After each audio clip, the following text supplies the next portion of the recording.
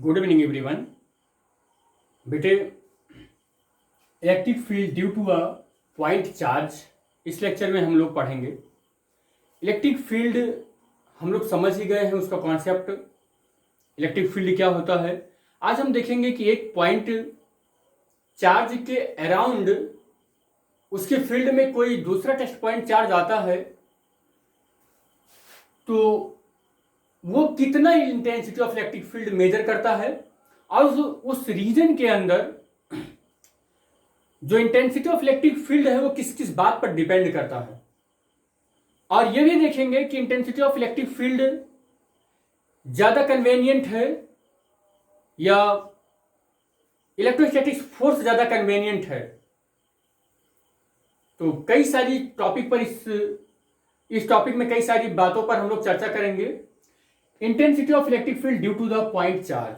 Suppose कर लेते हैं एक टेस्ट पॉइंट चार्ज है एक पॉइंट चार्ज है मेरे पास और वो पॉइंट चार्ज का लोकेशन यहां पर है एट अ पॉइंट ओ। और सपोज कर लेते हैं कि ये पॉइंट चार्ज है, जो पॉइंट चार्ज है इसके चारों ओर, इसके अराउंड चारों ओर कुछ इंटेंसिटी ऑफ इलेक्ट्रिक फील्ड होगी और वो यहां तक है। सपोज कर लेते हैं इससे ये जो डिस्टेंस है, इसका जो पोजीशन वेक्टर है वो आर है। और इस पॉइंट पी पर जब कोई टेस्ट पॉइंट चार्ज हम रखते हैं यहां पर, और वो सपोज कर लेते हैं क्यू नॉट, ये टेस्ट पॉइंट चार्ज है,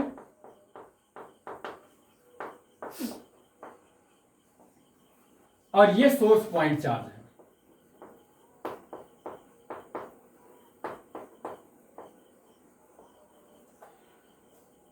सोर्स पॉइंट चार्ज का नेचर अगर पॉजिटिव है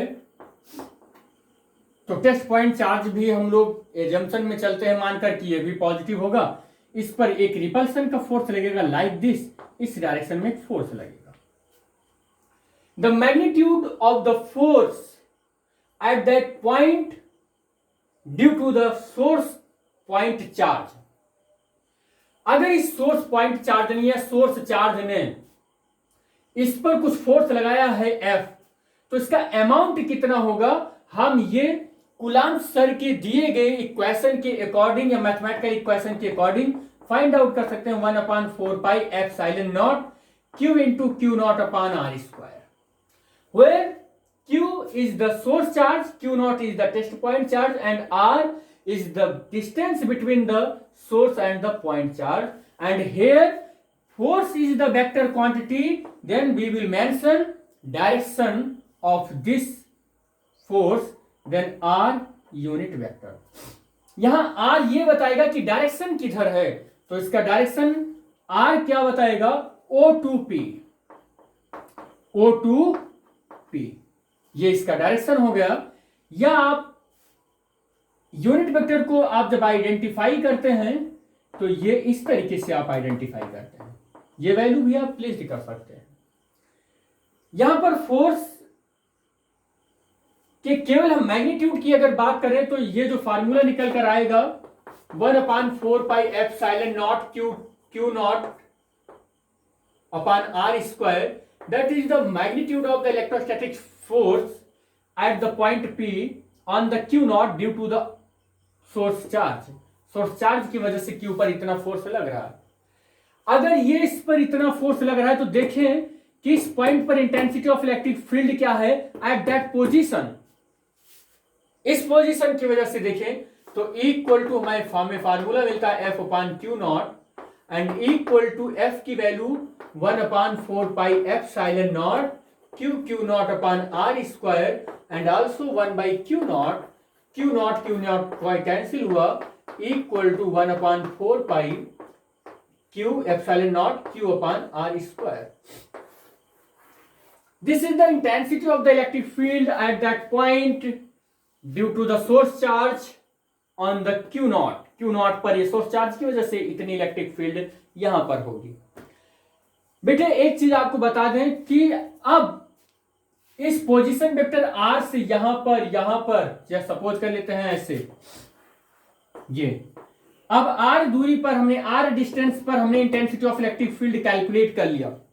अब यहां पर अगर केवल ओनली मैग्नीट्यूड की बात करें, डायरेक्शन की नहीं, डायरेक्शन अगर हम मेंशन कर लिए तो intensity of electric field will be change in every point around the source charge, but only magnitude must be constant at that distance, r distance पर इसके अराउंड चारों ओर कांस्टेंट होगा। यहां पर भी अगर हमने कैलकुलेट की intensity of electric field E1 E2 E3, ऐसे अगर हम कैलकुलेट करते रहें E3 इस डिस्टेंस पर, अगर ये सारा डिस्टेंस अगर r है तो हम क्या पाएंगे कि इस लोकेशन पर इसके around only magnitude must be constant. ये intensity of electric field constant है। इट मींस ई जो है वो डिपेंड नहीं करता आर के ऊपर। एक चीज और बता दें आपको, हमने शुरू में ही लेक्चर में बताया था कि इंटेंसिटी ऑफ इलेक्ट्रिक फील्ड ज्यादा कन्वेनियंट है कि फोर्स ज्यादा कन्वेनियंट है। बेटे इंटेंसिटी ऑफ इलेक्ट्रिक फील्ड ज्यादा कन्वेनियंट है। आप क्योंकि इंटेंसिटी ऑफ इलेक्ट्रिक फील्ड किसी भी फिजिकल क्वांटिटी को रीजन ऑफ स्पेस में फुल या कह सकते वेल डिफाइंड कर देता है, फुल इंफॉर्मेशन दे देता है। अभी मैं एक एग्जांपल से आपको समझाता हूं कि ई और एफ ज्यादा कन्वेनियंट होने के पीछे लॉजिक क्या है। देखो मेरे 3 स्टूडेंट हैं, एक स्टूडेंट ए है और एक स्टूडेंट बी है, एक स्टूडेंट सी है। ए आया, हमने कहा भैया मेरे पास एक सोर्स चार्ज है, जब इसकी इंटेंसिटी ऑफ इलेक्ट्रिक फील्ड, इसका एक इलेक्ट्रोस्टैटिक्स फोर्स फाइंड आउट कराओ, इसका इलेक्ट्रोस्टैटिक्स फोर्स फाइंड आउट कराओ या इंटेंसिटी ऑफ इलेक्ट्रिक फील्ड जाओ फाइंड आउट कराओ। हमारे पास फार्मूला क्या आ गया, equal to 1/4πε0 Q by r²। अब ये गया, ए वाला आया, ये डिस्टेंस ले लिया r, इसने फाइंड आउट कर लिया E1। अभी बी आया और बी आया, अब यहां पर Q0 को रखा, इसका हो गया कैपिटल R। सपोज कर लेते हैं ये Q है, ये Q ओ से, ये बी आया है, इसने इंटेंसिटी ऑफ इलेक्ट्रिक फील्ड को फाइंड आउट किया, E2 1/4πε0 Q upon capital R। Here यहां पर आपको बता दें कि R is less than capital R। इसने थोड़ा सा बड़ा और डिस्टेंस ले लिया। अब क्या हुआ कि ओ पॉइंट पर यहीं पर अभी चार्ज है, ये सोर्स चार्ज। एक हमारा दूसरा वाला स्टूडेंट आया और इसने क्या किया कि intensity of electric field measure किया, Q0 लेकर आया सी, और यहां पर इसने जो डिस्टेंस लिया वो R डैश ले लिया। इसने E3 intensity of electric field measure किया 1/4πε0 Q अपॉन R डैश का होल स्क्वायर। अब R dash is less than R और लेस देन कैपिटल R।